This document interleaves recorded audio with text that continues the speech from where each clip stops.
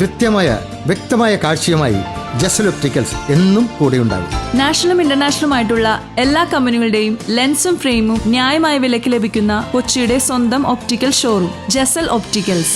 Jasal opticals, opposite TB hospital, Karivelippady, Kochi.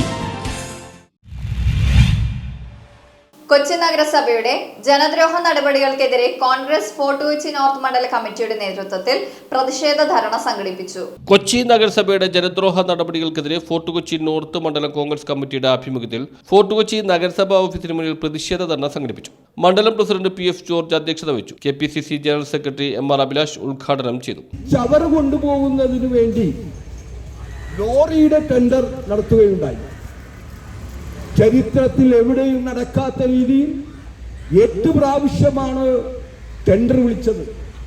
Tender വിളിക്കുമ്പോൾ ഭരണാധികാരികളുടെ ആളുകൾക്ക് ടെൻഡർ കിട്ടിയില്ലെങ്കിൽ ആ ടെൻഡറുകൾ ക്യാൻസൽ ചെയ്തുകൊണ്ട് വീണ്ടും ടെൻഡർ വെക്കുന്നു.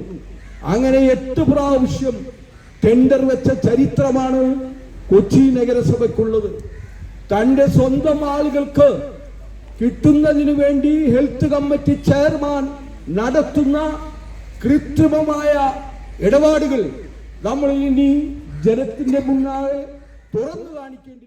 നഗരസഭാ പ്രതിപക്ഷ നേതാവ് advocate Antony Kurithara, DCC general secretary KM Rahim, DCC മെമ്പർമാരായ M. അയ്യൂബ്, ഷെയ്നി മാത്യു, ബ്ലോക്ക് ഭാരവാഹികളായ PB Shamsu, Raju Vypin, Rosemary Wilson, Sabina Noufal, Preethi Christopher, Samuel, Akbar എന്നിവർ നേതൃത്വം നൽകി. പേര് രജിസ്റ്റർ ചെയ്യണമെന്നുണ്ടെങ്കിലും ഒരാൾ മരണപ്പെട്ട് കഴിഞ്ഞാൽ ആ ഡെത്ത് രജിസ്റ്റർ ചെയ്യണമെന്നുണ്ടെങ്കിലും നമ്മളുടെ എന്തെങ്കിലും വേലകൾ ചെയ്യുന്നതിന് വേണ്ടി അപേക്ഷ കൊടുക്കുന്നതിന് വേണമെങ്കിലും നമ്മൾക്ക് K-സ്മാർട്ട് വഴിയേ ഇനി പോകാൻ സാധിക്കുകയുള്ളൂ. നമുക്കറിയാം ഈ K-സ്മാർട്ടുമായി ബന്ധപ്പെട്ട് ഏതാണ്ട് 25 കോടി രൂപയോളം ആണ് കൊച്ചി നഗരസഭ ഇന്ന് ചെലവഴിച്ചിരിക്കുന്നത്. അതിന്റെ 30ഓളം മോഡ്യൂള് വരേണ്ട സ്ഥലത്ത് 5 മോഡ്യൂളാണ് മാത്രമേ വന്നിട്ടുള്ളൂ. നമുക്കറിയാം ഇന്നും K-സ്മാർട്ടിൽ രജിസ്റ്റർ ചെയ്താൽ കൃത്യമായി ഒന്നും ലഭിക്കുകയില്ല. ഒരു ആള് ലൈസൻസ് എടുക്കാൻ പോയാൽ ആ ലൈസൻസ് എടുക്കുന്ന ആളുടെ പേരിലുള്ള വീടും ആ ഏരിയയും മറ്റുള്ള ആൾക്ക് ലൈസൻസ് കൊടുക്കുന്ന രീതിയിലേക്കാണ് ഇന്ന് കൊച്ചി നഗരസഭ എത്തിച്ചേർന്നിരിക്കുന്നത്. നമുക്കറിയാം ഇവിടെ സ്ട്രീറ്റ് ലൈറ്റുമായി നേരത്തെ ഉദ്ഘാടകൻ പറഞ്ഞു. സ്ട്രീറ്റ് ലൈറ്റുമായി ബന്ധപ്പെട്ട് ഏതാണ്ട് 40 കോടി രൂപയോളമാണ് സ്ട്രീറ്റ് ലൈറ്റുമായി ബന്ധപ്പെട്ട് കൊച്ചി നഗരത്തിൽ മുഴുവൻ ചെലവഴിച്ചിരിക്കുന്നത്.